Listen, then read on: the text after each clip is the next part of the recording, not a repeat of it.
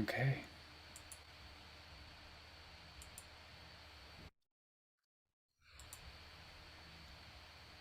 Welcome, everybody. We are just a few minutes from starting, and as always, I'm going to share my screen with a little one slide at the beginning of each session um,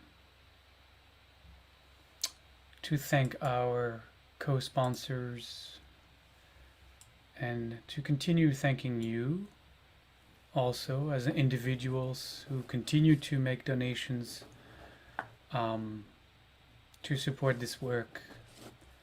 And there are only 6, including tonight, 6 sessions remaining. It feels we've been talking about this for a year or so. Um, but I think it's been, at least for me, extremely rewarding, and I'm grateful to all of those institutions and spiritual congregations that have courageously stepped forward um, to make this happen and to spread the word. And so grateful from last week, Brenda Anderson coming to tell us about anti-Semitism pre and post Holocausts, coming from the Holocaust Center for Humanity. I received many positive emails from those of you who attended, participated last time, so it's very rewarding. She was a really wonderful speaker. Okay, I'm going to leave this up for another minute, and then we're going to switch back to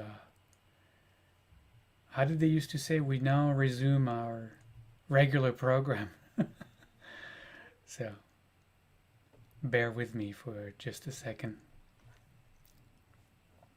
And by the way, if you want to continue support this, if maybe tonight is going to move you particularly compared to last week or whatever, you can always go to our website where it says donate on the homepage, and the rest is kind of self-explanatory. Just when you type where you want the money to be acknowledged for, just look for workshop. Maybe there's one that says how to be an anti-Antisemite, and we are grateful for your generosity in supporting this work. I don't want to wait much more tonight. I know I say that every session, and that has been true every session. And I always try to end at 8:30, and I think so far I've been true to that as well. However, tonight I might go a little bit over the 8:30. There is a lot to cover tonight, and it is also very up for us. I'm going to be talking about anti-Semitism in the Muslim world, and so I want to take the time I need to take to do that, to do this thoroughly and respectfully, and really try to give everybody a good overview of the, obviously, right, this section of a course is about tracing the historical unfolding of anti-Semitism in different places. This tonight will also trace the historical unfolding of anti-Semitism in Islam. As it has been my disclaimer when we talked about anti-Semitism under the cross in Christendom. These words, this sharing that I am eager to share with you tonight is not by any stretch of the imagination there to paint with a very racist broad brush what Islam is. It's not at all that. It is, again, as I mentioned, that for Christianity, looking at a very specific narrow lens through which I look at history, and it in no way is meant to characterize Islam as a whole. That being said, I will be talking about something that is significant in the Muslim world. So that was my disclaimer before we start. I never think of any of my sharing as depicting the totality of any religion, any people, any nation, anything. I only am limiting myself to the topic at hand. So with that, I also want to start tonight by clearly stating what I will and what I will not cover in this session. What I will cover is how anti-Semitism has been expressed in the Muslim, Arab, and Persian world. I will not cover Muslim anti-Semitism in Asian countries and nations like Malaysia, for example, or others, though I want to acknowledge that it exists there as well. So I will keep this in the geographical context of North Africa, on the westernmost side, North Africa, and I will obviously talk a little bit about Spain on the westernmost side, and on the easternmost side, Pakistan is kind of the easternmost border, geographical border of what I am going to be looking at. The second thing I will not cover is the Israeli-Palestinian conflict. This is a huge, very complicated, very complex topic in and of itself, and that deserves its own course. And, to be honest, I have contemplated giving and might still decide to share a course on the Israeli-Palestinian conflict in the future. I think it would be also very interesting after this course to look at that more specifically. That being said, of course, since Palestinians, both Christian and Muslims, are part of the Arab world, I will certainly mention anti-Semitism as found and propagated through Palestinian organizations in Gaza, for example, the West Bank, and even beyond Israel. Again, these are the limitations of this course that is focusing narrowly on anti-Semitism.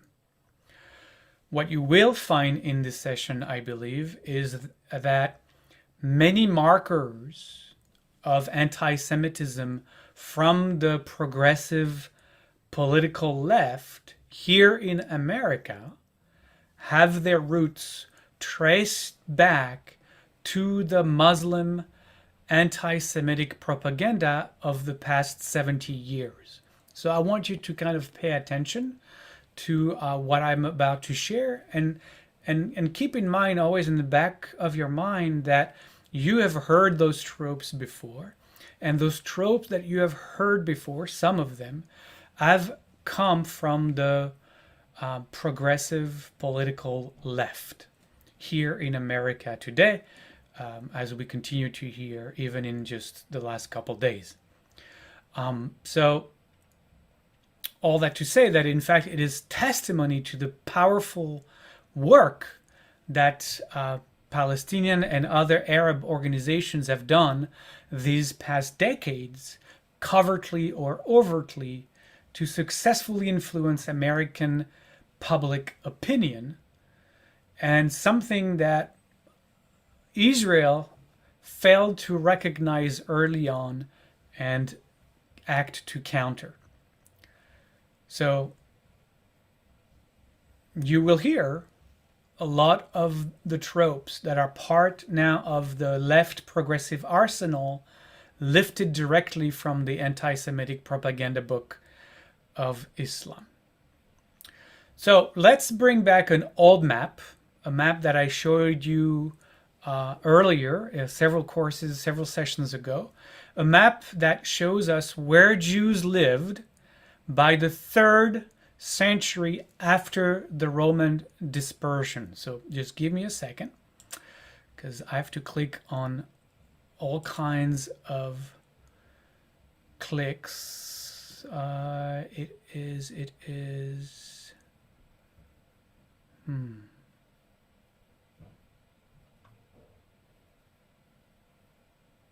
Hang on a second, because I somehow cannot see it. Because it disappeared. So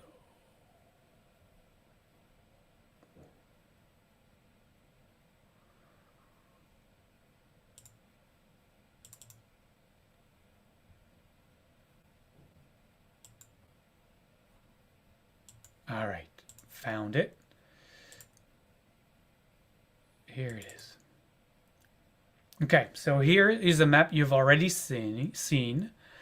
I just wanted to share it with you tonight to show you once again where the Jews lived, as it will be necessary for us to kind of have a sense of where the Jews lived then, still, 300 years later, when Islam begins in the 600s.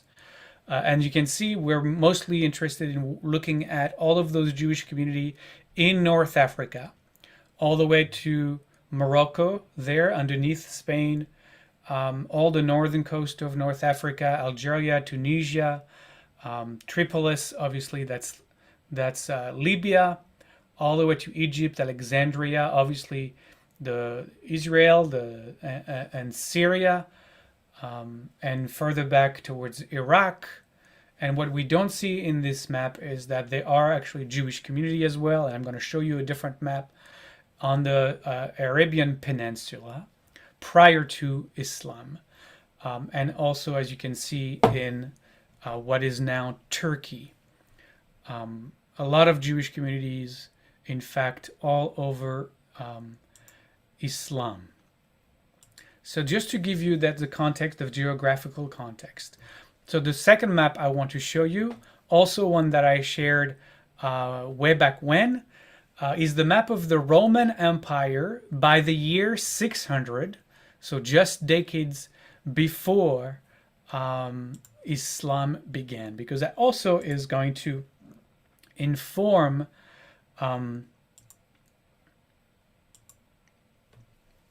how we are going to see the Muslim conquest basically overtaking the most of the Eastern Roman Empire, as well as North Africa.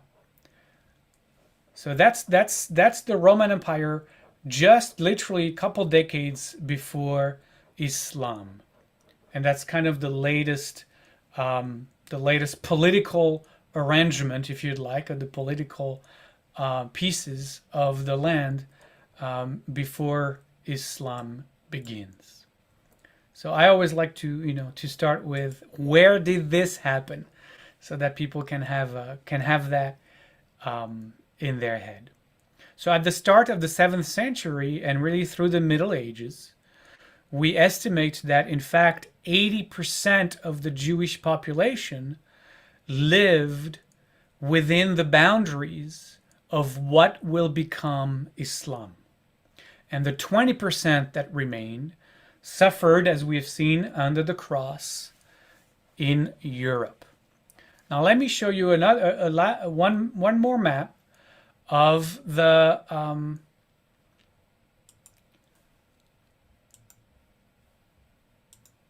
Jews who specifically lived right on the edge of Islam on the Arabian Peninsula. I mean, not just the Jews, but the communities that actually lived on the Arabian Peninsula at the time. And I think you're going to find that very interesting. So here's the Arabian Peninsula. Again, Islam is not born yet. You have remnants of the Byzantine Empire, as we just saw in the other map, all the way, in Turkey, obviously, all the way to Cairo. So you see the specific cross there. There are other crosses, a huge Christian presence in Syria, in the northern part of the Arabian Peninsula, what would be today Jordan. Also near the on the northeastern part of the Arabian Peninsula, maybe at the border or around what would be Iraq today. Other Christian communities on the Nile, as you can see, and then further south, as we start to reach Somalia and Ethiopia, you see Jewish and Christian communities already there. So the Ethiopian Jews who were rescued by Israel some decades ago, you can see their community, strong Jewish community there in Ethiopia, back already 2,000 years ago. And you see also now we are looking at the Jewish community in there's like a blue turquoise colored in Jerusalem, obviously, and in Israel, in Medina, on the peninsula itself. Medina, as you can see, is just north of Mecca. I'm pointing those two cities because they're going to be critical in the story I'm about to tell. And you see on the farther southwest corner of the Arabian Peninsula in Yemen, what would be Yemen today, as also a strong Jewish community and Christian community there.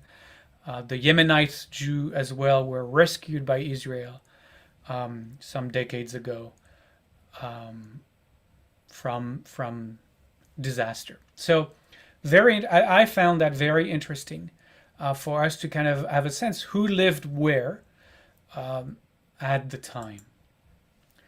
I hope you also find it kind of remarkable. We never get exposed to this kind of teaching, so it's good to know. Now, I'm not going to get into the theological beginnings of Islam and obviously the Prophet Muhammad. I am really centering this on history and how specifically it relates to the Jews.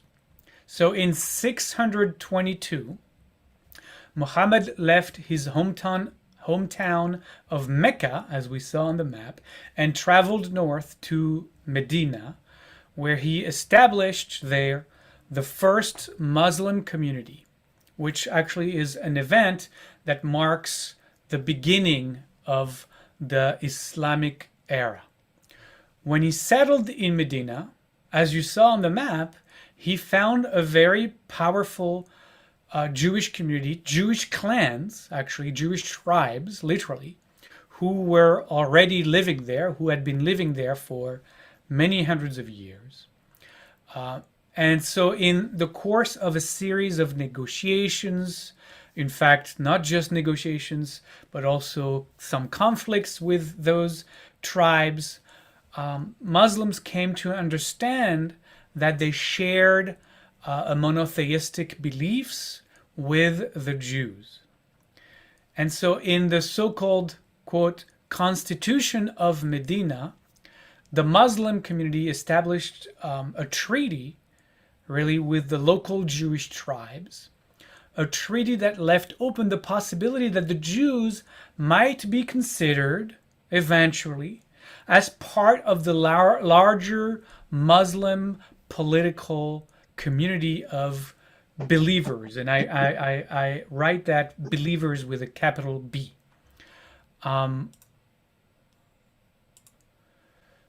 Despite these efforts, though, at coexisting, local politics in Medina, actually probably even more than theological issues, started to pit some prominent Jewish tribes against Muhammad and his Muslim followers when they refused to ally themselves with him. And some of these tribes went so far as to align themselves with non-Jewish forces who fought to dislodge and even kill Muhammad.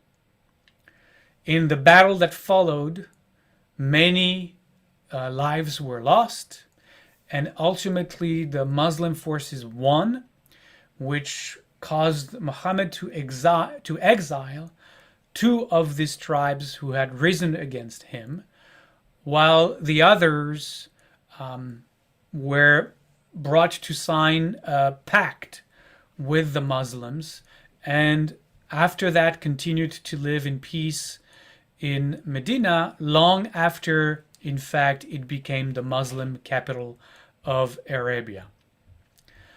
There is one Jewish tribe that refused either the exile or to sign the treaty. And that one tribe was, and all its 700 men was absolutely massacred by Muhammad and his followers.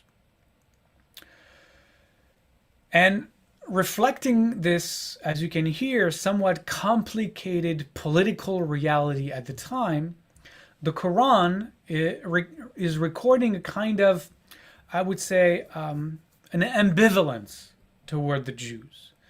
Sometimes reaching out to them in very peaceful, inviting, conciliatory ways. Sometimes the opposite, condemning them, insulting them, and so on. So you find some of the harsh passages in the Quran has, for example, Muhammad branding the Jews as the enemies of Islam, depicting them as possessing rebellious spirit, evil spirit. Some verses speak of the Jews' abasement and poverty of soul, of the Jews being weighted down with God's anger because of their disobedience and because they had disbelieved the signs of God. That's in Surah number 2, 61/58. You hear in that accusations that are very similar to the Jews not having recognized Jesus, right? The Jews did not recognize or disbelieve the signs that brought Prophet Muhammad to lead this new faith. Another passage of the Quran has the unbelievers, quote, the unbelievers of the children of Israel, cursed both by David and by Jesus. That is Surah 5, 78/82. And the penalty for those who suffer God's wrath forever is to become apes and swine or worshippers of idols. That's in Surah 5. The curse was related to their disbelief in God's sign, in the miracles performed by the prophets, in the book of God that was given to them, and in the prophecy of Jesus. Right? So Islam is lumping in those passages the Jews having failed to recognize or to follow the true prophets, and failed to recognize Jesus also as a prophet. They had rejected Muhammad, even though they knew him to be a prophet. Again, it's very similar actually in the tropes of Christianity with the Jews rejecting Jesus, right? Such actions were consistent, we learn, in other surahs with the deceitful, treacherous, and vile nature of the Jews. Many passages accuses the Jews of falsehood. Surah 3 of distortion in Surah 4, and of being corrupters of scriptures, again in Surah 3, along with cowardice and greed. So the main archetype fostered by the portrait of the Jews in the Quran is that Jews have rejected Allah's truth, have always persecuted his prophets, including Muhammad, who had been given the perfect vision of their own, of the Jews' own revelation, right? for in some passages, Muhammad has been given the perfect vision of the Jews' own revelation. So again, supersession, right? We hear the messages of supersession here. Muhammad coming to reveal the most perfect version of the Jewish revelation. And Jews, driven by their perfidious nature, have conspired with great malevolence against the prophet, allying themselves with his enemies. Which, as the story goes, as I traced the history of those Jewish tribes who revolted against Muhammad and his followers, in this case, these accusations are in fact true. Some Jewish tribes, in fact, allied themselves with enemies of Muhammad. So, there is that. We have to keep in mind the political context of where those verses were written in the Quran. And as you can tell, I mean, they're in fact few and far between, but they're there. And that's going to be important in the rest of our story. There is even a midrash, I would say, what's actually a standard story of Muhammad's painful and protracted death from being poisoned by a Jewish woman called Zainab. So again, the Jews killed Jesus and the Jews killed Muhammad as well. See that those stories, interestingly, are very, very similar. So eventually, as the Muslim community takes shape, a balance was reached. Islam recognized the basic rights of Jews and other non-Muslim communities who were groups who became subjects to Islam and were allowed to be part of Muslim society, but only under certain conditions.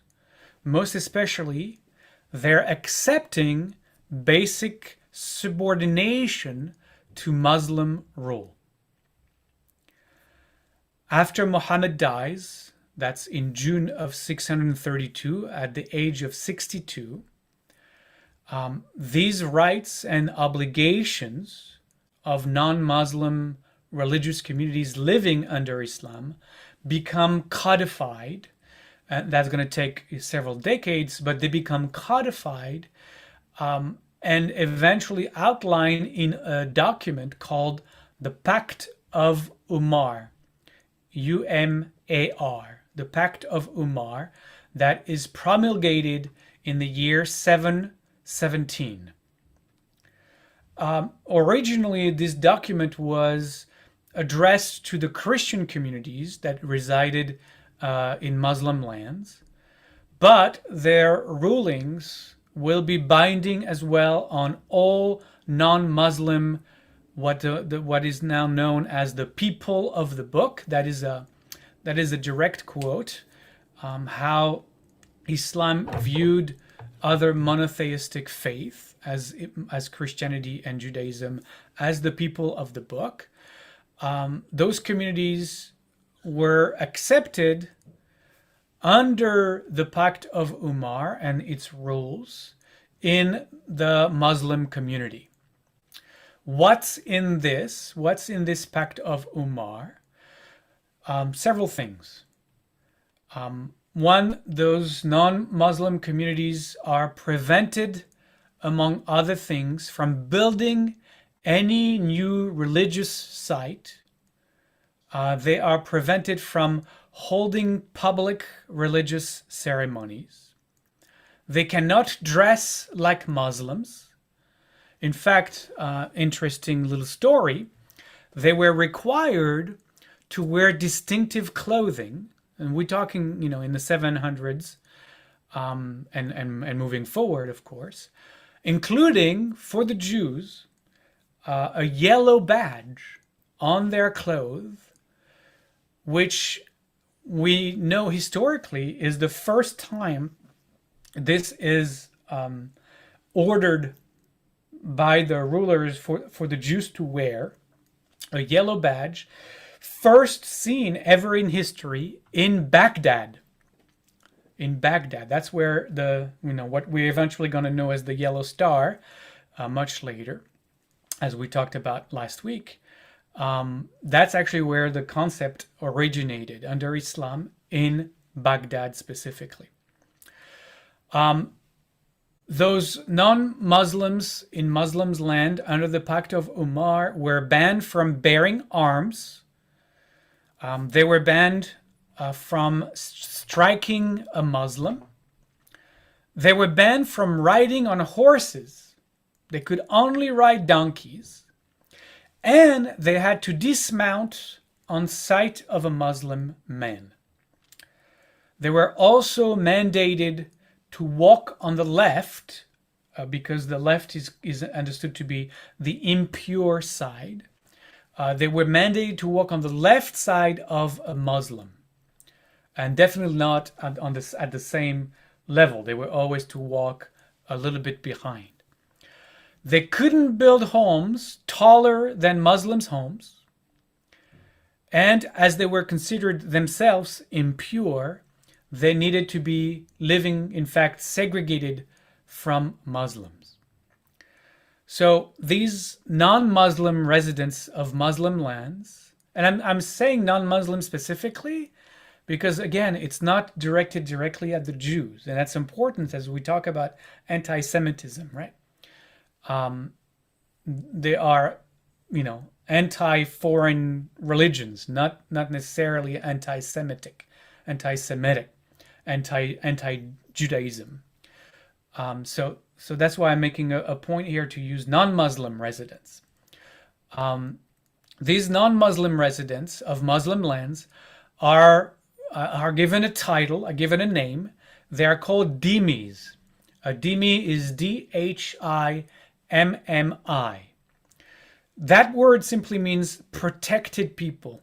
Because they were the people of the book, they were considered dhimmis, meaning protected people, right? So even with all of the impositions that the Pact of Umar really made those non-Muslim residents of Muslim land really like a second-class or even third-class citizens, they were still protected people, and that's also important to know. Dhimmis may live in security within Islam, but they must obey the restrictions imposed by the Pact of Umar, and also pay a yearly tribute, a poll tax, which was designed to demonstrate their acknowledgement of Muslim overlordship. Again, all of those were meant to emphasize the dhimmi's inferior status and to underline the superiority of Islam. Overall, however, to be fair, these rules, let's say, were more or less observed, right? The laws were on the books, but they were, I'm going to just stay with more or less observed. And truly the position of dhimmis was, world apart, better than anything befalling the Jews in pre-modern Christian lands. And it's also worth saying. Because Jews could own land, Jews could work in different crafts, and Jews could even participate as equals in the economy. Again, I mean, there was the laws on the books, and then there was, reality of life in everyday Islamic lands. And depending who the ruler was at the time, some laws were more or less applied to their Jewish and Christian populations. Under Islam, Jews were not limited, as in Christianity, to usury, which also helped prevent the propagation of the stereotypes that we've seen under the cross in Europe. With that, they were also not associated with ritual murder, really until those blood libels only come and are introduced in Islam by the Christian orthodoxy in the 19th century, with, and we'll talk about that in a moment, with the invasion of Western European colonizing powers. So they also brought anti-Semitism in Islam at that time. So all of those, accusation of blood libels, of well poisoning that were replete under Christianity, those are not existent in Islam. And fun fact, since the Quran holds that it was not Jesus that was crucified, Jesus was not crucified, his twin brother was crucified, according to Islam, because God saved his son. God didn't go through with Jesus being crucified. So Islam has it that Jesus' twin brother was crucified in his stead. So the Jews are not accused of that. And since ultimately Muhammad had won the battle against the Jews in the first place, unlike Christianity, the Quran, the image of the Quran relating to the Jews, while negative, as we've seen, didn't have the Jew is the devil quality that Christianity had. In fact, for Islam, Jews were far too weak, they were cowardly, they were ineffectual, and so they weren't really seen as any danger to Islam. And I'm really making the contrast here with Christianity, who really saw Judaism as a threat throughout the centuries. Also, since Jews lived in the land, in the Muslim lands, as we've seen, that's why I wanted to show you those maps, long before Muslims arrived, the Jews could not be accused of being alien to those regions because their ancestors had lived there for generations. And that's something the Jews of Europe could not claim. Right? You understand this is also a major difference. So that's also an accusation that doesn't exist in Islam. Right? That the Jews didn't come to invade and pollute, like Christians would say, pollute the homes of Christianity. The Jews were already there, and it's Islam that came after.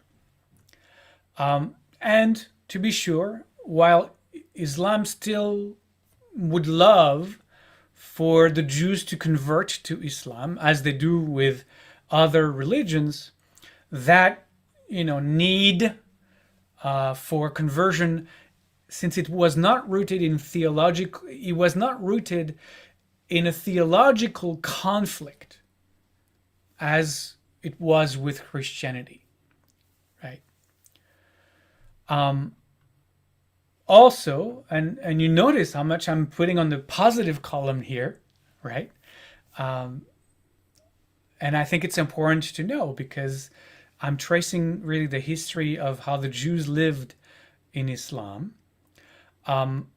Another positive here was that what contributed to good relationships between Jews and Muslims and in their everyday interaction was the widespread Jewish adoption of the Arab language, of Arabic as their language.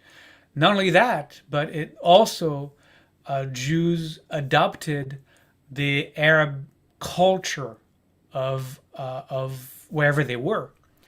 And I know that for a fact because my family comes from Jews from Arab lands. And, the dress was the same. My grandparents spoke Arabic fluently. So, the Jews were really, early on, it seems, really assimilated to their to the Muslim land.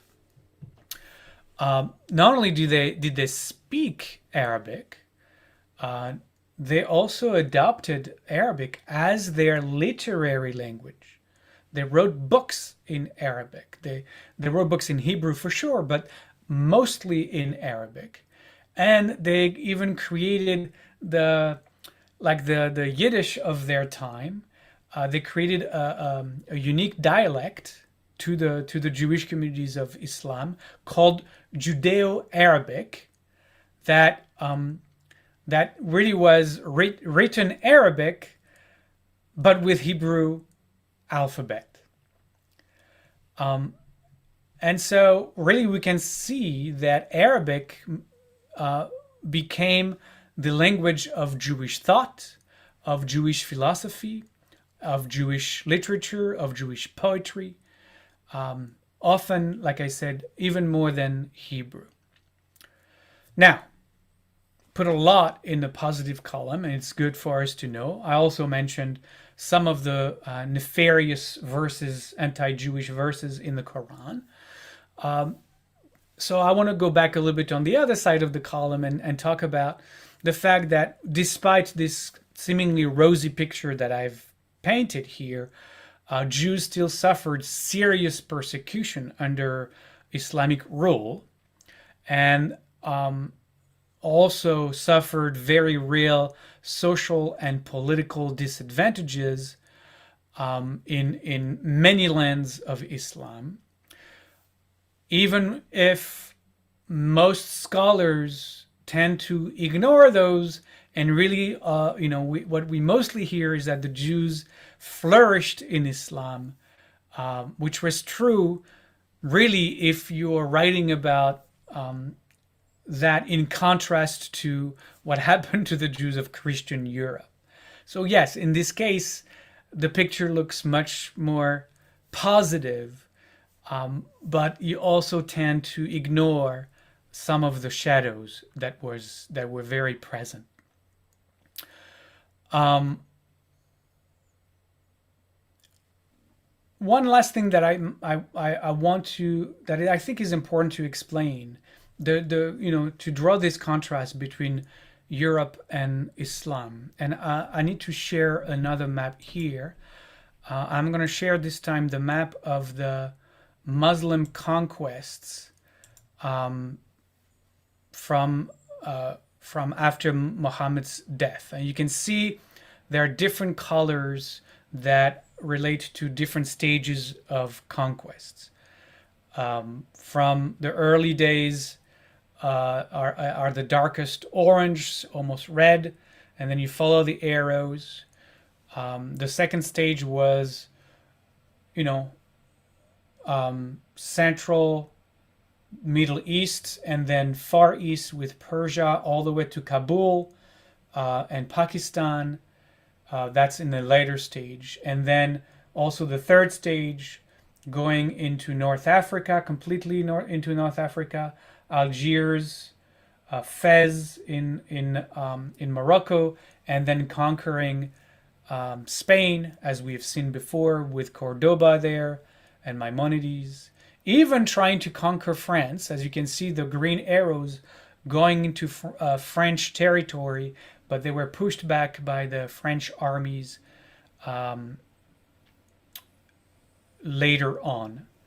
What you see also is some green arrows over the Turkish peninsula there, and that's going to happen also a little bit later. Okay, so that's kind of, if you want to look at, where Islam went through the different layers of conquest of the Muslim armies. Okay. Again, always trying to give you the where was it. So as you see, those conquests really happened between the year 622 or after Muhammad's death, all the way through the 10th century, the 900. And what happens is, as you saw in this map, that the Muslim encounter and come to include in their territories many different cultures and religions, right? And that's important because it's in contrast to Christian Europe, where the Jews were really the only other in all of Eastern Europe. And in contradistinction to that, the Muslim live under a much more diverse religious landscape, which scholars believe deeply influenced their ability to be more tolerant, more inviting, more inclusive of different theological views. Europe was much more monolithic in its. There were no exposure to other possibilities, other nations, other religions. When the armies of Islam captured Palestine, as we saw from the Byzantine Empire, North Africa from the Christian Roman Empire, they were greeted by the Jews there, truly, as you can imagine, as liberators.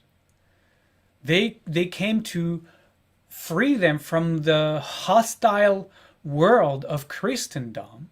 They tore down many of the social barrier, if not all social barriers that existed under Christendom, and ended the legal discrimination that the Jews had faced under Christianity. So the Jews saw even becoming a dhimmi under Islam as a fantastic improvement in their lifestyle, in their ability to live a decent life from what they knew before.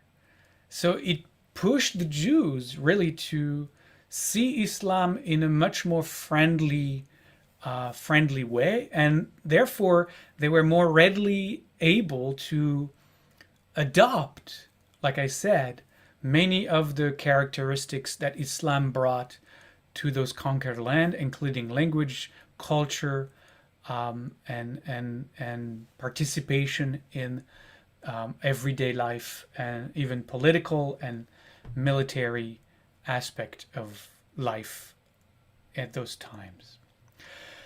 Okay, all that being said, again, Jews were still at the mercy of their Muslim overlords, and if their mood changed, their life changed.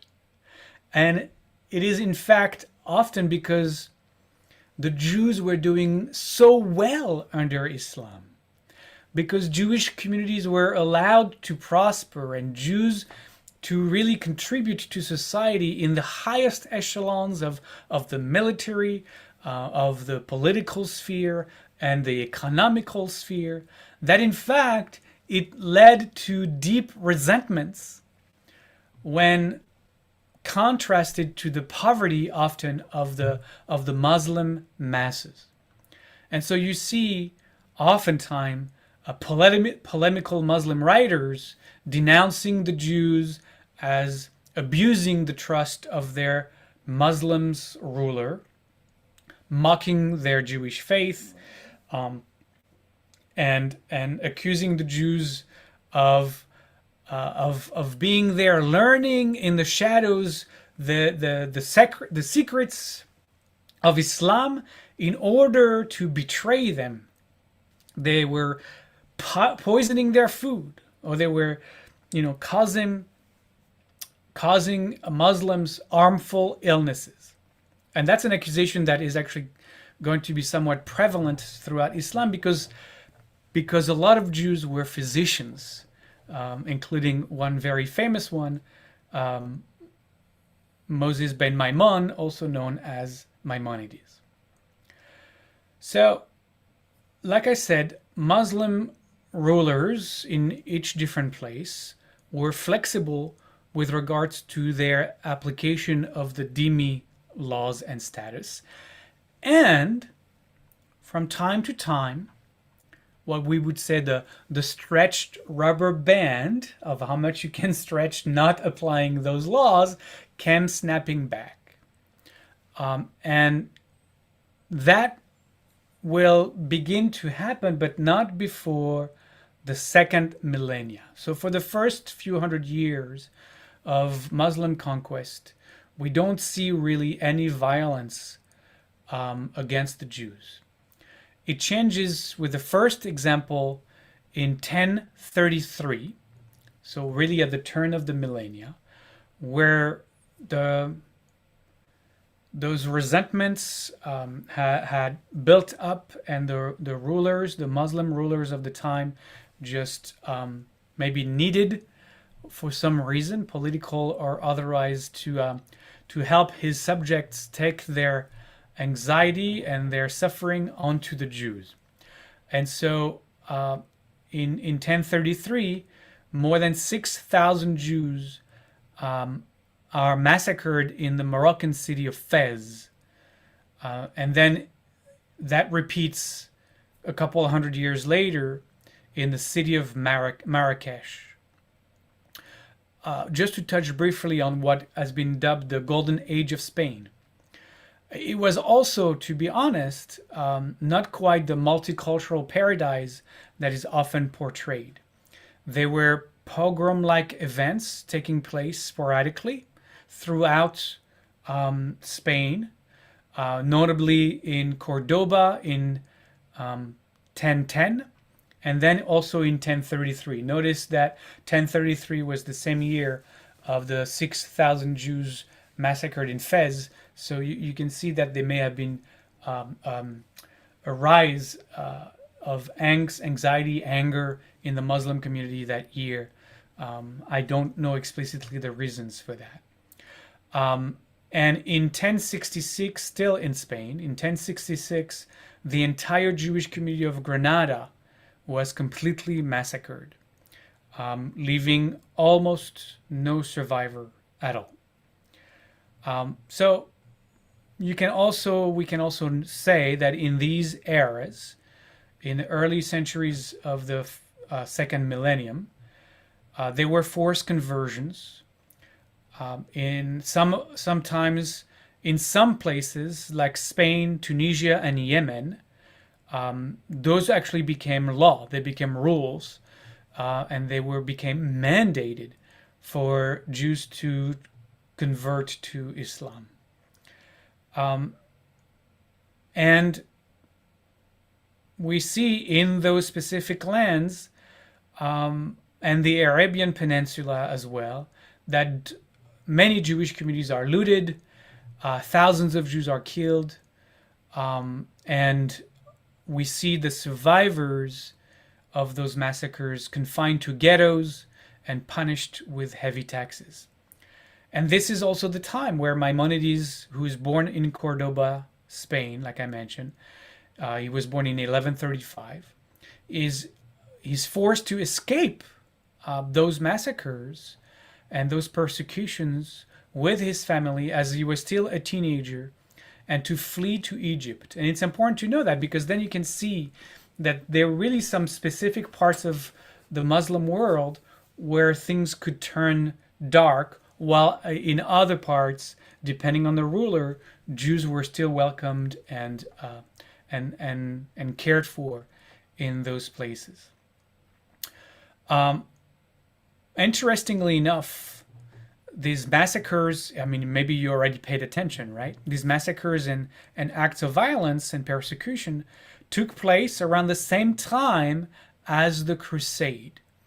And actually, not the Crusade, the many Crusades. And honestly, they were just as lethal and disastrous to the many Jewish community that were touched and affected by them. And from everything that I have read as I studied this chapter, you find very little, in fact, acknowledgement of that. The focus is so much on Jews lived happily ever after under Islam that really the shadows are, by scholars, I found, mostly ignored. And I think I think we need to do a better job acknowledging the lives of Jews wherever they were, wherever they have been. And again, I'm not judging the motivations behind that, but it's really was striking. And those dhimmi laws were most rigorously enforced in countries like Iran, Yemen, Libya, and Morocco. And under the Almohad ruling, through the 12th century Spain, that's where those fierce persecutions took place from Spain to North Africa, Tunisia, Morocco, Algeria, that part of North Africa. And these were the regions, actually these were the regions where my family comes from, where the region where the Jews were the most marginalized, were most often threatened, and where their submission to Islamic rule was most strictly enforced. And so in those places for hundreds of years, Jews lived there in really abject fear of Muslims, and were subject to continuous humiliation, degradation, some would say contempt, and as well as oppression. And we have, if you just dig a little bit more deeply than the surface, you find that we have reports of looting and rape, abductions with ransoms, often to empty the coffers of the Jewish community, hundreds of killings, all the way to the early 1900s, just 100 years ago, really, under the Ottoman rule.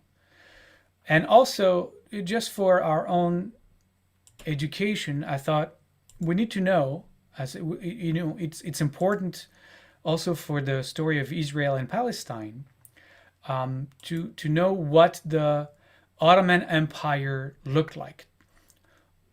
That was the Ottoman Empire. That has how vast and far-reaching the Ottoman Empire was.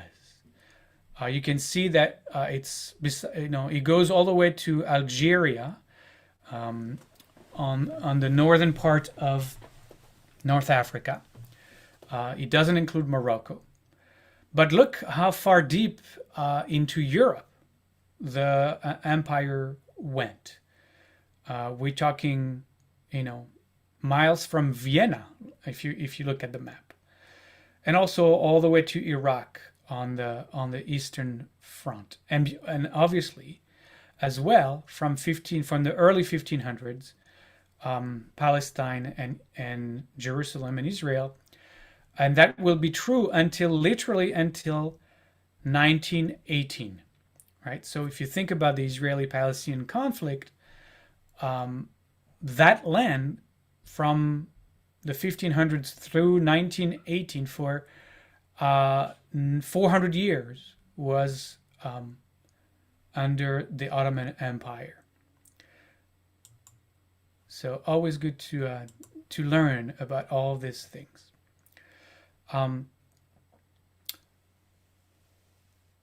Things change in the Ottoman Empire in the 1800s, right? So we're already at the 1800s. We've covered a lot here. That's where we start to see profusion of blood libels in the Muslim Ottoman Empire.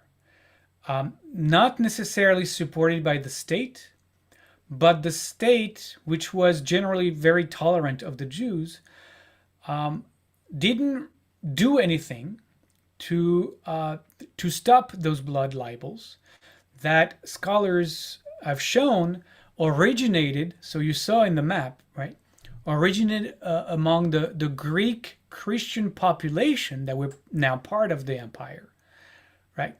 So those blood libels, who were already present in the consciousness of the Greek Christian population, begin to spread through the Ottoman Empire because it includes the Greek peninsula as well. And that leads to major pogroms in Smyrna, which is in Turkey. That's in 1872, and also in Constantinople in 1874. And those blood libels were sometimes supported by the consuls, the consulates of the Catholic countries that have, had been invited to open an embassy or a consulate in Constantinople, in the different places of the empire.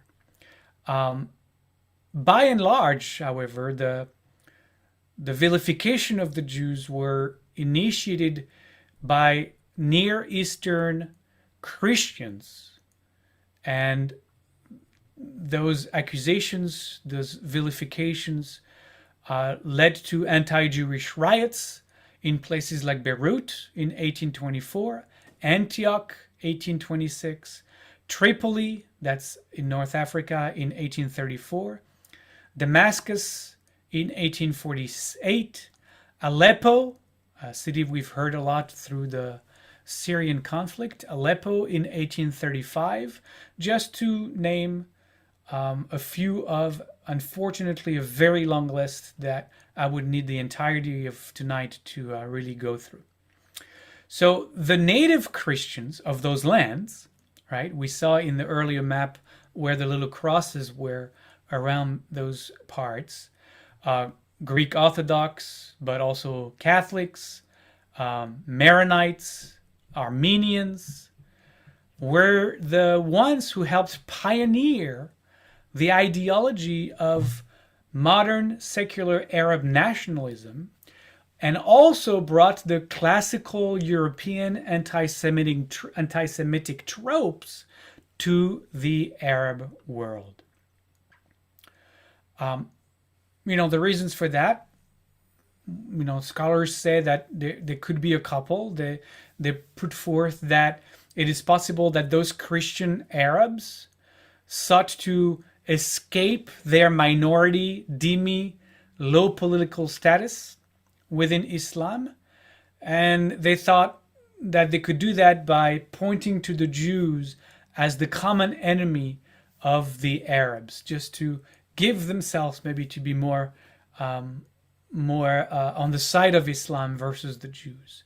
Another supposition as to why those Christian communities sought to propagate anti-Semitic ideals was that, it's possible that Islam might have wanted to adopt Western anti-Semitic discourse as a way to create a common link with Europe.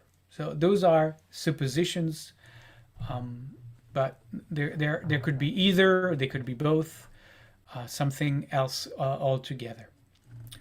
Whatever the case, we find that anti-Semitism in the Muslim world takes a turn for the worst from the late 1800s. Right? So again, it took a long time, 1,200 years, almost 1,300 years, for anti-Semitism to begin to rise, really, in Islam. Here are some reasons maybe why.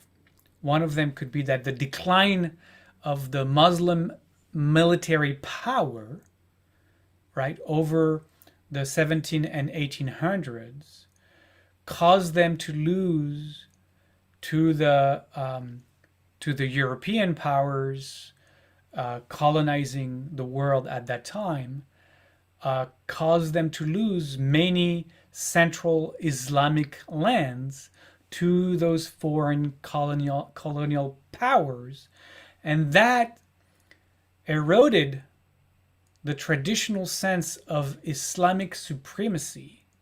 Right? That's very important. It really eroded the traditional sense of Islamic supremacy, and it made Islam much more suspicious of minorities. Now, during the period of Western colonial rule, the Christian Arab minorities undoubtedly sympathized with both British and French dominations of the Middle East, to which obviously they owe their liberation from being dhimmis and their servitude to Islam. And though Christian flourished under this new protection, for the Jews, that obviously did not happen. And we see the Jewish communities, become poor, much less influential, and in fact, many leave the communities to try to find their luck somewhere else. Irony of history, perhaps, the Jews of North Africa and the Middle East came to be seen somehow as allies to the foreign colonial powers, which added, in fact, a new layer of resentment to the traditional Muslim attitudes of hostility and contempt. Let me explain that, because I know that full well, because this is the experience of my family, and I've heard those stories told many, many times over. When the French colonized North Africa and took Algeria and Morocco, where my family lived, they decided, in order to solidify their power on the land and to have fewer enemies, if you'd like, to give the Jews of the land, in the case of Algeria, French citizenship, right? So that's what I mean where the foreign powers made the Jews as allies to their rule, and that was what created the Muslims to resent that, right? And met that with hostility and contempt. At the same time, there is a rise of secular Arab nationalism and the rise of Islamic fundamentalism that is strengthened now by the xenophobic suspicions of all minorities, but especially of those Jews, and especially in the late 18 and early 1900s, in this growing struggle that the Muslims are watching growing between this Zionist project and the Arabs of Palestine after 1918 and the end of World War I. Right? So there's this conflagration of things unfolding, the loss of land. I'm just recapping here. The loss of land from the conquering powers of the West, which is, I'm going to talk about it again because it's so critical, inflicted a deep wound of pride to the Muslims. The fact that those colonial powers, took on the Jews, gave the Jews more rights than they gave the Muslims, sometimes even nationality. And 3, the beginning of the conflict between the Ottoman Arabs and these Zionist Jews who are starting to come to Palestine. All of those 3 causes create this shift of resentment and hatred toward specifically the Jewish minority. Okay? So from the 1920s onward, we begin to see a much more virulent anti-Jewish propaganda, which become most influential, with many Muslims coming to see the Jews no longer, as I said before, as the weak religious minority, but now as a subject to the colonial powers and as a national Zionist 5th column in their backyard. And though some Arab leaders in the early decades of the 20th century claimed on the international stage to make a distinction between Zionists and Jews. Their speech to their own masses never made that distinction. And the result was that the further undermining of the ever more vulnerable position of the Jewish minority, and the result was the further undermining of the ever more vulnerable position of the Jewish minorities in the Muslim Arab world. We see the rise of Arab nationalism at the time, the radicalization of the Muslim masses. Adding to that, the effect of repetitive economic crises, social unrest, political instability, together now with the result of decolonization and the rise of Zionism, will eventually lead to the uprooting of the Jews altogether from Islamic lands. And this whole process was accompanied by riots and pogroms against virtually every single Jewish community in Arab countries. And since this is also part of my story, a story that is little known, rarely discussed, and in fact altogether ignored by most of the world, and definitely here in America by the history books and the Ashkenazi Jewish community itself. So I want to right this wrong, and I feel strongly about this, as you can hear. I want to right this wrong tonight, and I want to spend some time on this, telling the story of really the end of the Jewish communities in all Muslim lands. It's been talk about Judenrein, right? Talk about making a place Jewish free, and that's a history nobody, at least here, knows about. So I'm going to spend some time on this, and that may be why we're going to go a few minutes late, but it's critical to know what happened to the Mizrahi Jews, to the Middle Eastern Jews like my family. But let me back up for a moment and back to the end of World War I and the 1920s. From that moment forward, really, we see a vast anti-Jewish literature appearing in Arab and non-Arab Muslim countries like Iran, using theological, racial, and vilifying motives, as well as the more familiar forms of political anti-Zionism and eventually anti-Israelism.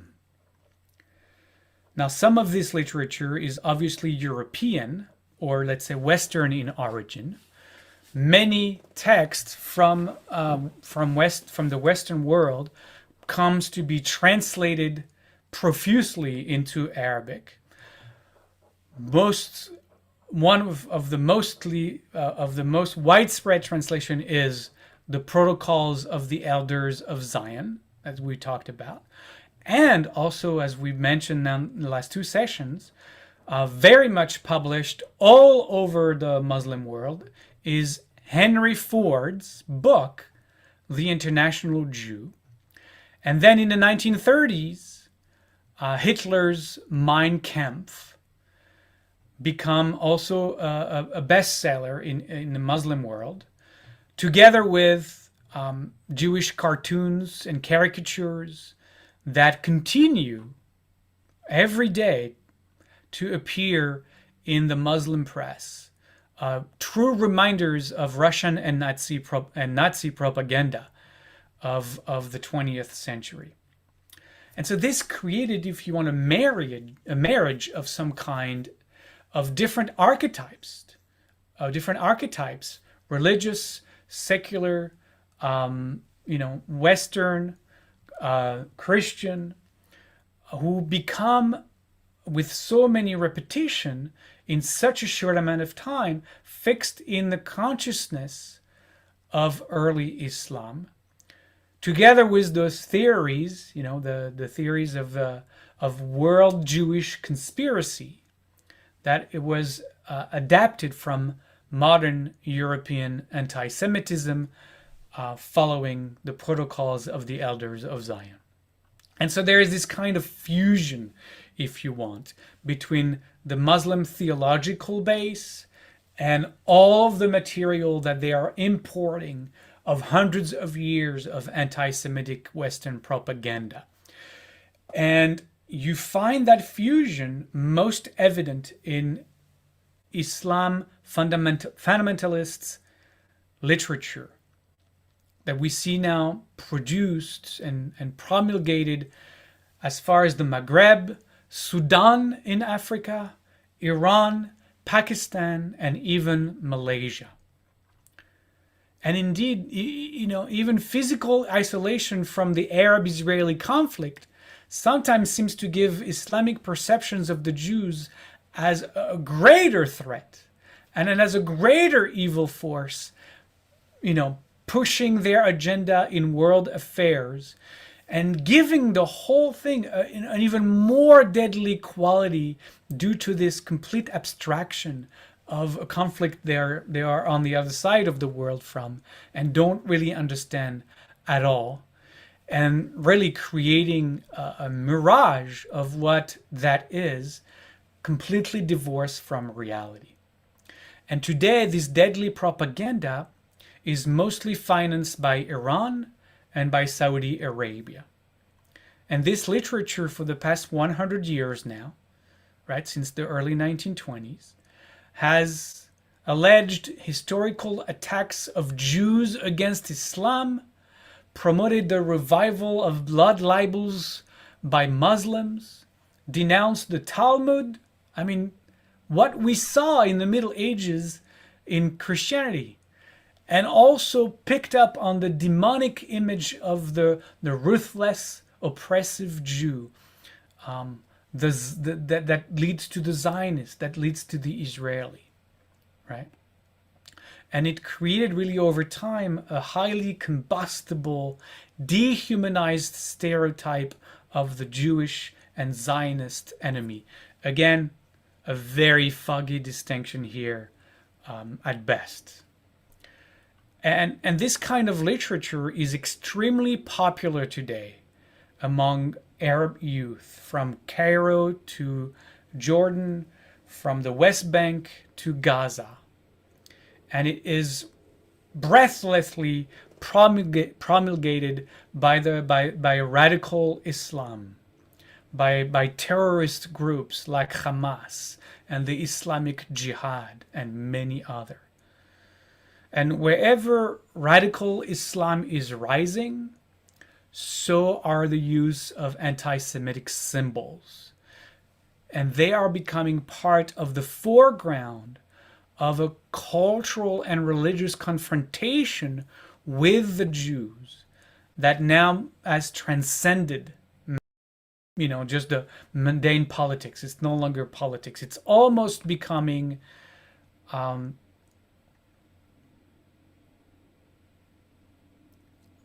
eschatological. I hear, and I'll share that with you when I talk about how does that play out today in America. Some of the words that local Muslim leaders use in a very eschatological kind of way of the absolute conflict between Islam and the Jews.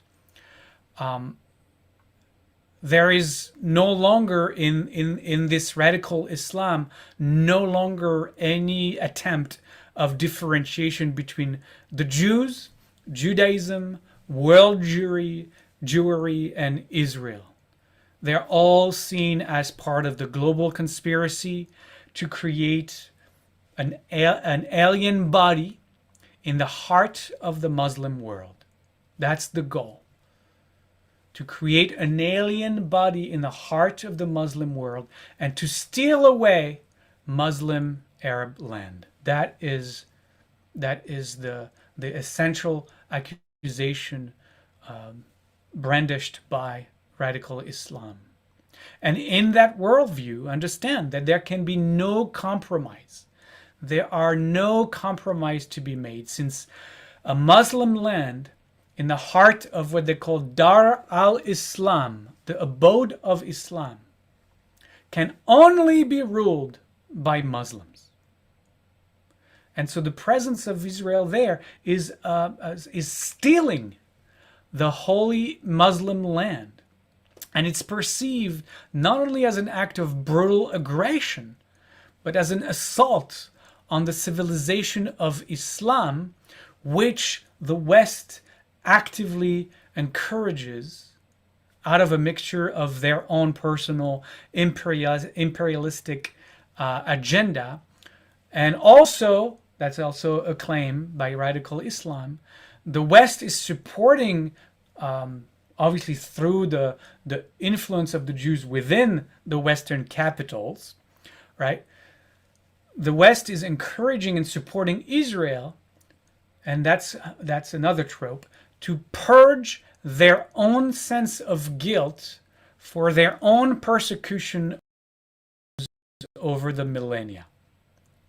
Right? That is the radical Islam argument. So this isn't new, right? I mean, this started in 1920s, and it seems to us that these accusations just appear in our Instagram account this past May, right? With the latest escalation of conflict between Hamas and Israel. But no, understand that those are only repeated, and they have been around since before the creation of Israel. And they have been expanded upon and multiplied after the creation of Israel, and then they have completely exploded after the 1967 Six-Day War and Israel wresting East Jerusalem from Jordanian rule and now controlling the holy sites. And you have to understand that what earthquake that was for the Muslim world, to be defeated so soundly, not just once, but that would be the third time at this point, in 1948, in 1956, and now in 1967, by this little supposedly weak people of dhimmis in our backyard. And they were not attacked just by one country. In 48, 56, and 67, they were attacked by all the Arab countries that surround Israel. By Egypt, by Jordan, by Saudi Arabia, by Iraq. Iraq sent some troops. By Syria, and by Lebanon. And they still were defeated each time. I mean, they've been defeated, thank God, for 75 years.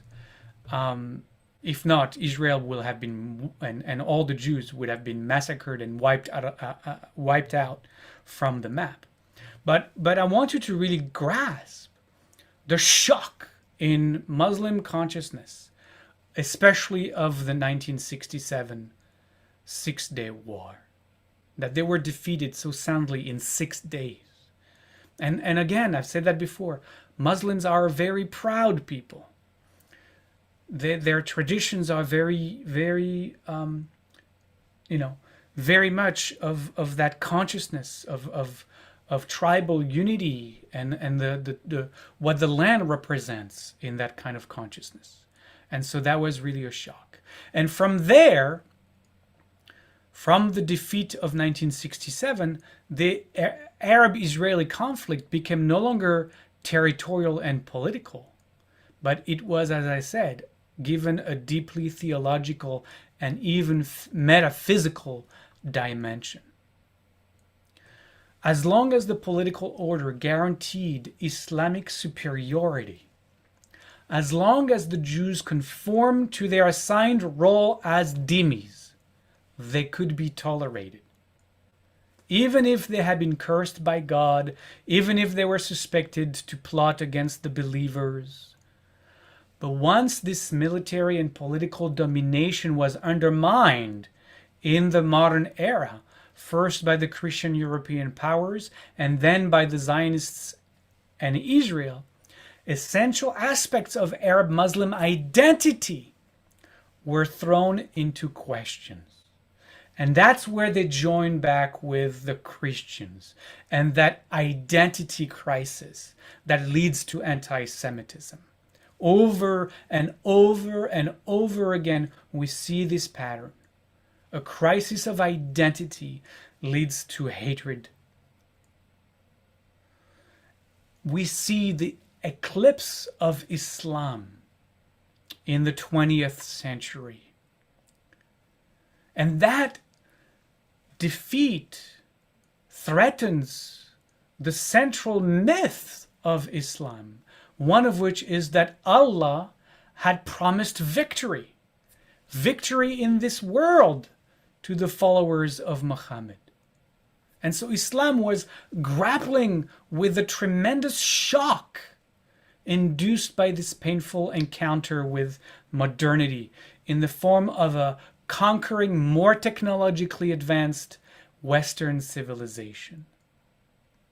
And the emergence of Israel in 1948, at the very moment, that's also important, at the very moment where the process of decolonization was suggesting to many Arabs that history was finally reverting itself, reverting to its proper course, that Islam was finally able to reclaim its own lands.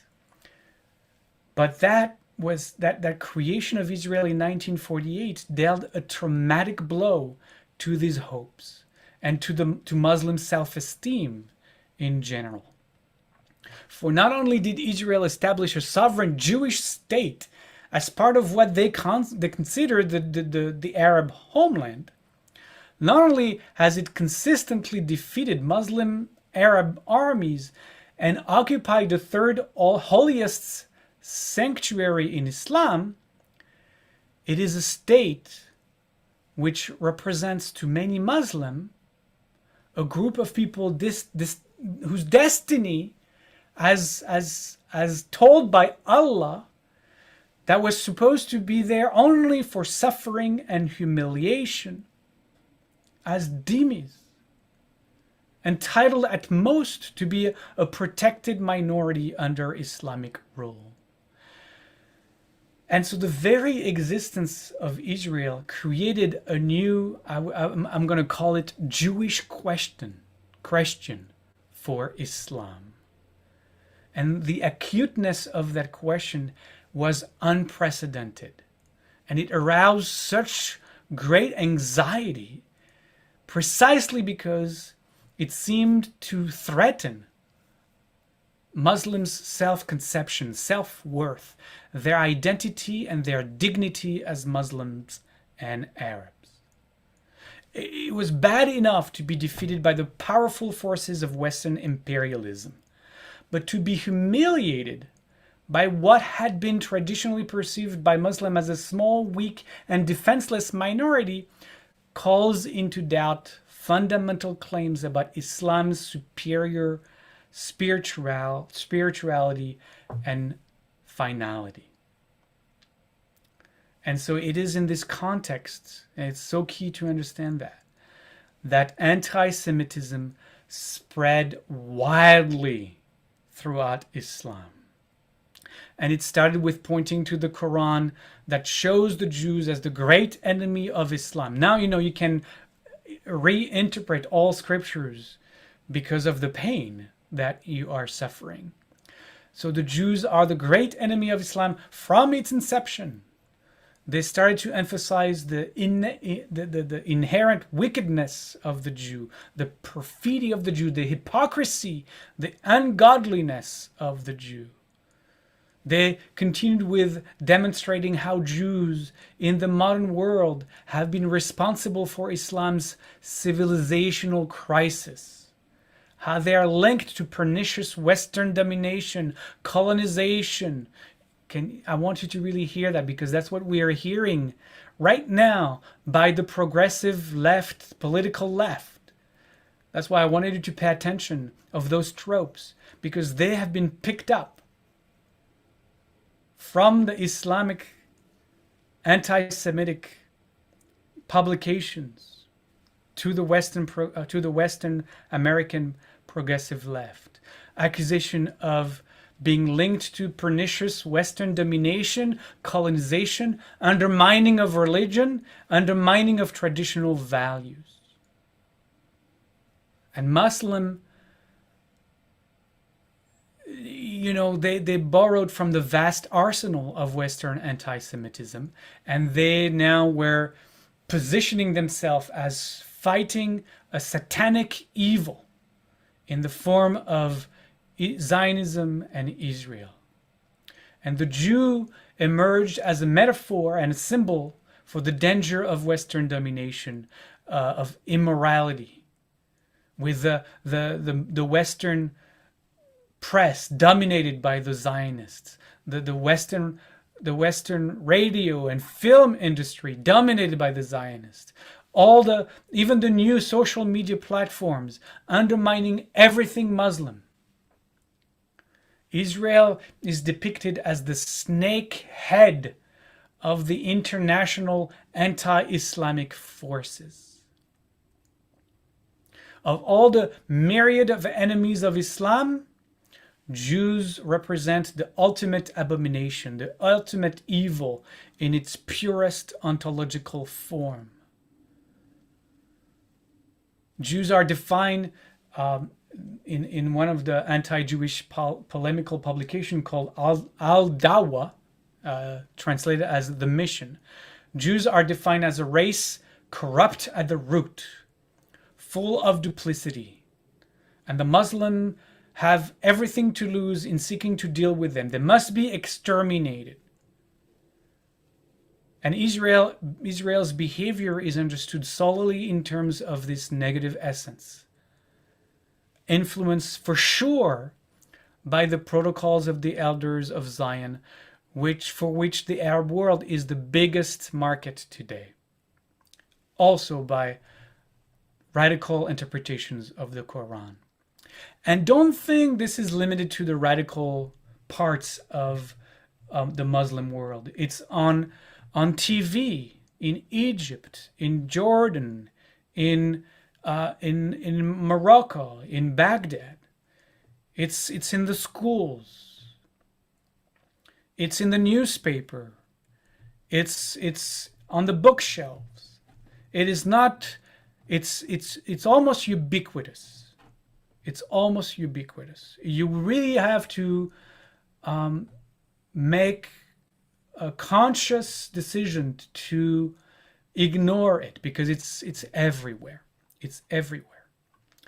And these messages, these books, this propaganda is paid for by the bottomless investments of Saudi Arabia, Pakistan, and Iran, who have done everything in their power to disseminate the notion of a world conspiracy, a Jewish world conspiracy, and make Israel and the Jews appear to all Muslims in the most sinister light possible, in their readiness to control the entire world. And Saudis, by the way, and we're going to have an entire session dedicated to that, have also helped finance heavily anti-Semitic Holocaust denial literature in the West. And they're even known, listen to this, the Saudi government have given a copy of the protocols of the elders of Zion to each visiting dignitary to their land as a matter of national policy, including, at the time, giving one copy of the protocols to former U.S. Secretary of State Henry Kissinger. Oops. The constant use by Muslims of these anti-Semitic tropes, as I've said before, derives from the European Christian tradition. Blood libel, the protocols, distorted caricatures, attacks on the Talmud, all of it, all of it. They were made popular before World War II, even more so after 1948 and the creation of the State of Israel, and they have exploded, like I said before, after 1967. And you can imagine what several decades of such relentless, widespread anti-Semitic propaganda has done, not only to the Muslim population. I mean, after all, they come from England to attack Jewish synagogues, but also to the Jews who lived in Arab lands. I mean, think about it. Think about all that I just shared, and think about the Jews who lived there. And not just lived there, the last few decades. Jews who have been in Baghdad for 2,500 years. And that's what they're seeing unraveling around them. And so that's what I want to spend the last part, indulge me for a few more minutes, to trace what I see and scholars see as the total eradication of Jewish communities in Arab land. Again, a part of our history that is mostly, if not completely, ignored, and that needs to be told. So I'm going to start in Morocco, and I'm going to make my way through the entire Muslim world. In Morocco, in June of 1948, just days after the creation of Israel, less than a month, 43 Jews were killed during anti-Jewish Muslim riots. 150 were wounded. Through the 1950s, anti-Jewish mob violence and killings by Muslims, pillaging of Jewish property, and destructions of Jewish schools were spread rampant. By 1957, the government abolished exit visas for Jews who could no longer leave the country legally. You bet that they did illegally. Conditions deteriorated so rapidly for Jews in Morocco that within 15 years, the Jewish population there went from 285,000 in 1948, and in 1972, 20,000.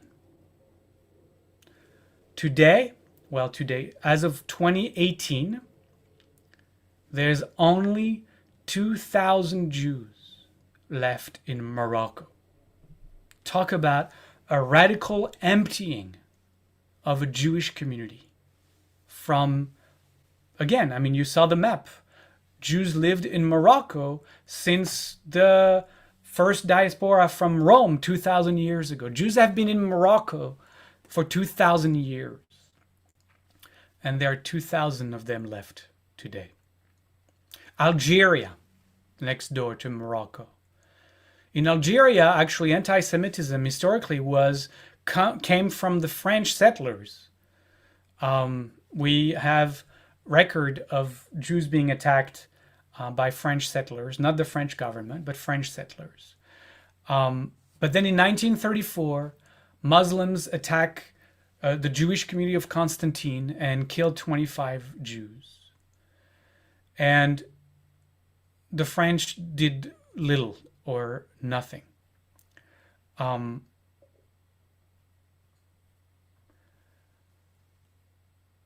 When the Algerian War of Independence began in the 1950s, the French the French Jews now, right? The Jews were given nationality, became the immediate targets of violence by the Muslim who revolted to gain independence. Shops were sacked or bombed. It happened in Oran, where my family lived. Major attacks on Jewish stores, properties, and cafes in 1956.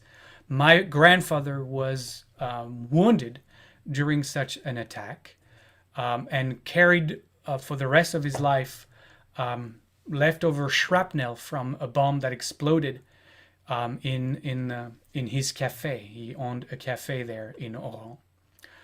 Muslims also started a boycott of anything Jewish, and Jewish businesses, any Jewish doctors, and that caused thousands of Jews to lose their livelihood. In 1960, there was a massive anti-Jewish riot in Algiers. The Great Synagogue was desecrated and destroyed completely. And at that point, most Jews fled under threat of extermination at the Declaration of Independence in Algeria. My grandparents escaped. They grabbed my grandmother's mom and packed the 3 suitcases, anything they could carry, and ran to the nearest and I think last boat that brought them to French mainland. They didn't have the time to even lock the door of their house. I've heard that story 1,000 times, and they had to rebuild everything. But they left with their lives, which it's not the case of too many who perished. And that's the story of Jews in Arab lands everywhere. And we need to know that. We need to know how Jews were expulsed, oftentimes overnight, everywhere in the Muslim world. And here again, 2,000 years of Jewish presence in these lands were extinguished overnight. And the Jews who stayed, the situation became completely impossible after 1967, after which synagogues were burned everywhere in the country. As of the 1970s, there were barely 500 Jews in Algeria. At its peak in 1948, there were 140,000. So 20 years later, 500 Jews remained. Today, there is not a Jew in Algeria at all. Tunisia followed the same pattern, same cycles of violence. And also after claiming its independence from France in 1956, the Jews ran for their safety. I'm not going to go through this. It's the same story of massacres and destruction. There were 110,000 Jews in Tunisia in 1948 who had been there since Roman times. There were 2,000 Jews left in 1975, barely 1,000 today. Libya was even worse. Libya, believe it or not, was even worse. Again, it's heartbreaking. But in 1938, Libyan Jews were under Italian fascism, right? Libya had been conquered by Italy, and so they were under Italian fascism during the war. And it became even worse for them through the war when the Nazis came to occupy Libya on their way to conquer then Egypt and hoping to get to the Middle East as well. They were stopped by the British, thank God, in Egypt. But under Nazi occupation, the violence that we saw in the other lands just exploded in Libya. 20,000 Jews were deported. There were forced marches through the desert where hundreds of Jews died. I mean, imagine, the forced marches through Poland and Germany here in the scorching deserts of North Africa. And even ultimately the the military victory of the British army failed to prevent one of the greatest massacres of hundreds and hundreds of Jews in Tripoli, November 5th, 1945. It's important. I want to say this out loud. It's important for us to know that. It's important for us to hear that we honor those deaths. And the massacre took place on that day specifically because it was in retaliation for the anniversary of the Balfour Declaration in 1917, by which England promised to create a national Jewish land for the Jews in Israel.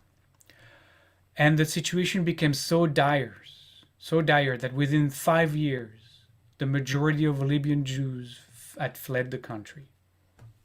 And those who remained for a few more decades lost any civil liberties. They could no longer hold office. They could no longer vote, kind of what we saw, the Nuremberg laws in Nazi Germany.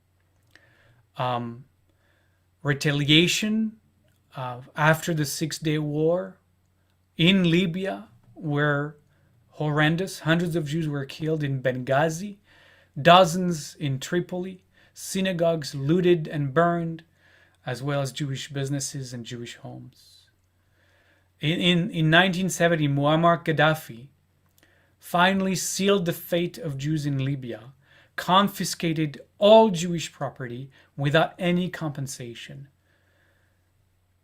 By that time, after Gaddafi's attacks, basically, 20 Jews today remain in Libya, maybe 20 Jews, from 38,000 in 1948. We are now in Egypt, and I appreciate you sticking around because it's the history of the Jewish people, and it's important. Egypt actually was a different story. There was very little hostility against Egyptian Jews until the Arab revolt in Palestine between 1936 and 1939. And it was really mostly incited by the Christian minorities in Egypt. But then there was the rise of an organization called the Muslim Brotherhood. And with that, the situation changed very quickly. Because the Muslim Brotherhood just went full on with anti-Jewish themes, caricatures, anti-Semitism against Jews, using their interpretation of the Quran, of course, and advocating the need for anti-Zionist struggle. And so following that upsurge of anti-Semitism, you see massive anti-Jewish riots that erupt in 1938, again in 1939, and again, like in Libya, in 1945 for the anniversary of the Balfour Declaration. Here again, Jewish businesses are looted and ransacked, together with all the neighborhood synagogues. 70 Jews are killed, 60 wounded. Many are, the records show, savagely mutilated during those riots. And a massive explosion destroys a huge chunk of the Jewish quarters of Cairo, actually during the 1948 war, Arab-Israeli war. Things caught fire again during the Suez War of 1956. 4,000 Jews are expelled immediately from Egypt, abandon all property rights and financial claims. And then the 67 war caused complete dismissal of all Jews in official employment, arrests, completely random arrest of 500 Jews who are brutally tortured. And in the end, the Jewish community of Egypt that was founded during Greek times, 2,300 years ago, that community just was erased. It came to an abrupt end. There were 75,000 Jews in Egypt in 1948. 300 remained after the Six-Day War. Scholars estimate that there may be maybe 10 Jews hiding somewhere in Egypt today. Syria followed the same fate, and I'd love to take the time to go through all of this and all the massacres that happen in Syria as well, but I don't want to stretch the time more than what we have. Let's just say that not only the massacres multiplied in the same period of time that we see in other places, but the exclusion of the Jews in Syrian society was just as lethal as the Nazis' Nuremberg laws. Jews just were reduced to abject poverty for decades. They were ghettoized. They were curfews. They couldn't have radios, phones. They didn't have a way to be contacted because they didn't have a postal address. They were forbidden to even have a postal address. And we know all this because of the Jews who managed to illegally flee, and their testimonies of what was happening in the land that were so opaque that no one ever knew. They spoke of 90+% unemployment, dire poverty, random arrest, torture. It was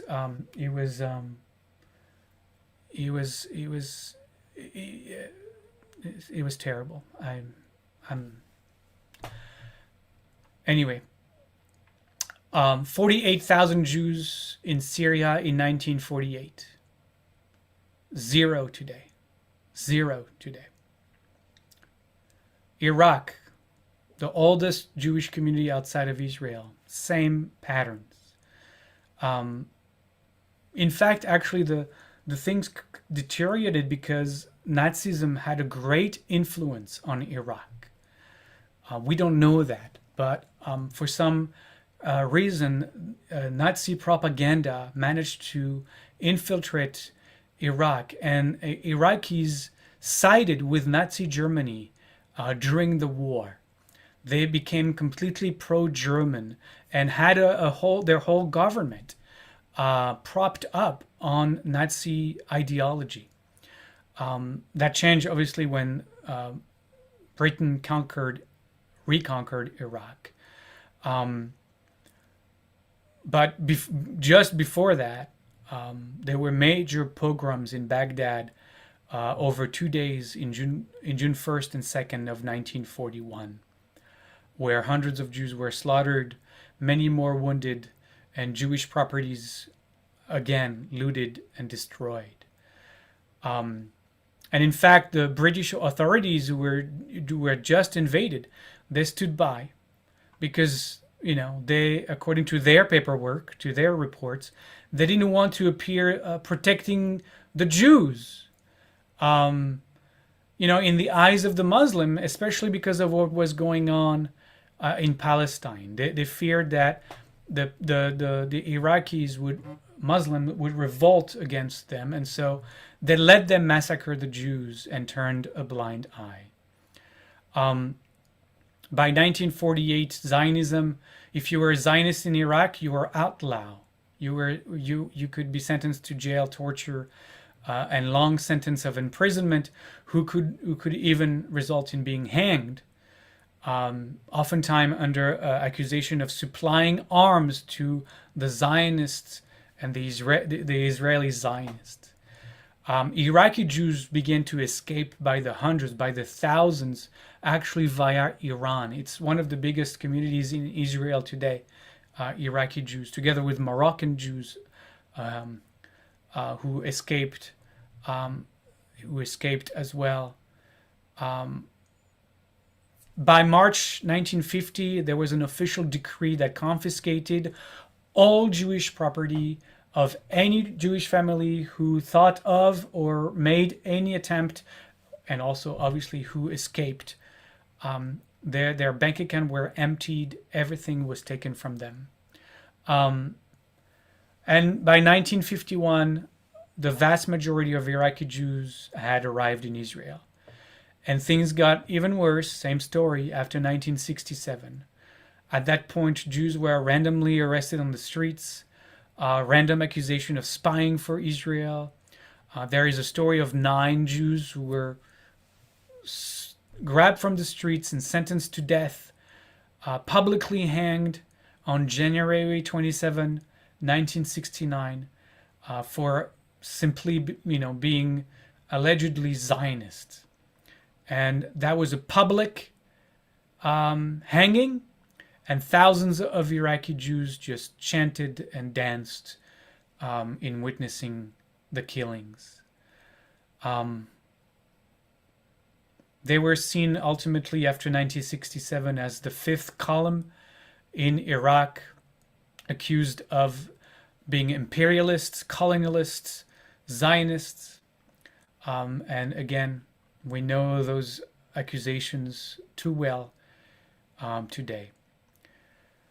The exodus of any Jew who remained just began right after 1967, and Iraq, who was the home of the oldest Jewish community outside of Israel from the Babylonian exile of 586 BCE, older than the Egyptian community of the Greek time. By the 1970s, from 150,000 Jews, there were only 2,500 left. Today, there is not one Jew in Iraq. We'll end with Iran, but I could go on and on. Iran actually, up until the military dictatorship of 1925, Jews were dhimmis, with all the humiliation and the concessions that we've talked about. But the secular military government brought Iranian Jews equality, modernized and secularized the country. And so Jews became fully acculturated, assimilated. The community was mostly in Tehran, and they became a thriving community with influence in politics, in the highest echelon of the economy. And that, over the decades, began to irritate greatly the growing Muslim radical minority under the leadership of Ayatollah Khomeini, who was accusing the government of the Shah to be linked to Israel and to the US, and to promoting a cult of materialism, and supporting the welfare of the Jews who were allies to the Satan of America. And he took, as we know, there was a revolution that placed the Khomeini in charge, and that's when everything turned for the worse in Iran. The Islamic Revolution in 1979 meant that Jews were no longer safe, and they literally quickly escaped. 100,000 Jews in 1948, 8,000 Jews still today, but living under extremely difficult conditions. I have found actually, and I'm almost done, but again, thank you, it's very important, a table of the Jewish population in Arab country over the decades. We will post it on our Facebook page. But just to give you an idea, Algeria, I mentioned Egypt. I didn't mention Lebanon. 5,000 Jews, 6,000 Jews in 1958, probably from Jews fleeing from Iraq and other places. Less than 100 Jews in Iran today. We didn't talk about Tunisia, 1,000 Jews living there today. Yemen, no 50 Jews in Yemen today. Look at the total. Almost 1 million Jews lived in Arab lands in 1948. 3,000 today.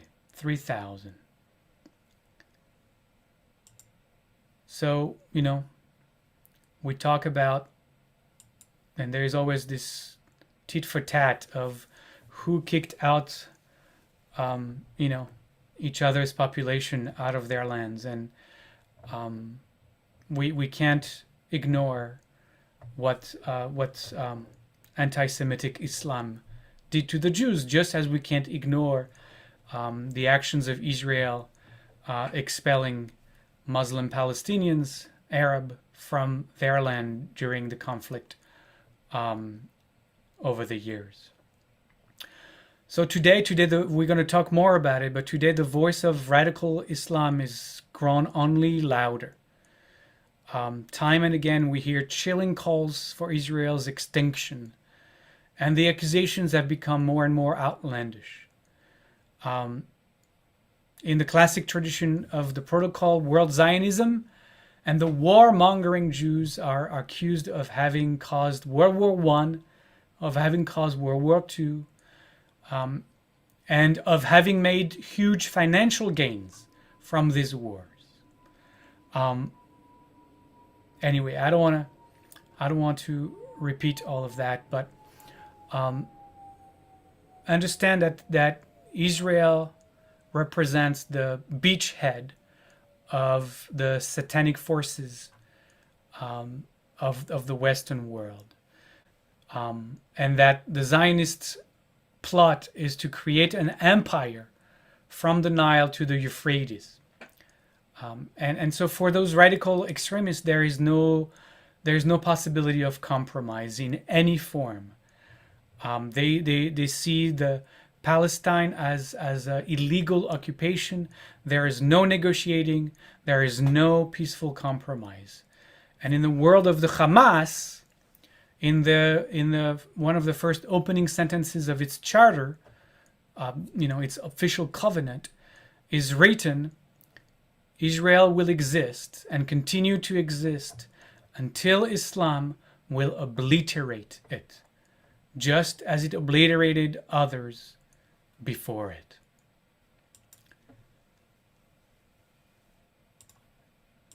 That's it for tonight. Thank you for staying awake and for sticking with me. Next week we'll start with Today in America, and we'll start with definitions. As you see, I haven't defined yet what anti-Judaism or anti-Semitism is, and so we'll start with that. I'm hoping that you would already have made up a picture of what that is in your head from this 2,000 years of history, and have a good sense of what anti-Semitism is. But it will be good to see what the official definition actually is. I'm not going to open this for questions as it is really late.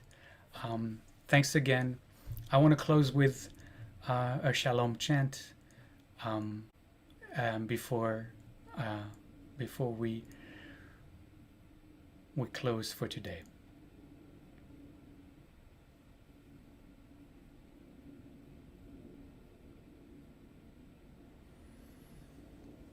Shalom.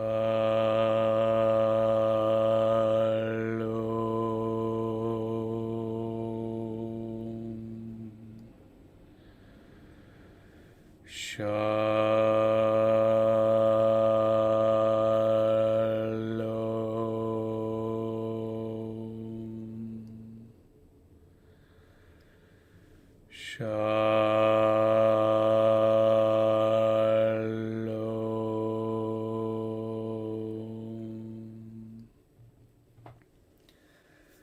Thank you. Good night. Thank you. Good night. Thank you. Good night. Try to sleep well. Good night. Yeah, like we can after all that. Thank you. Thank you, Olivier. Thank you very much. Yeah. Bye-bye. Bye-bye. Bye-bye.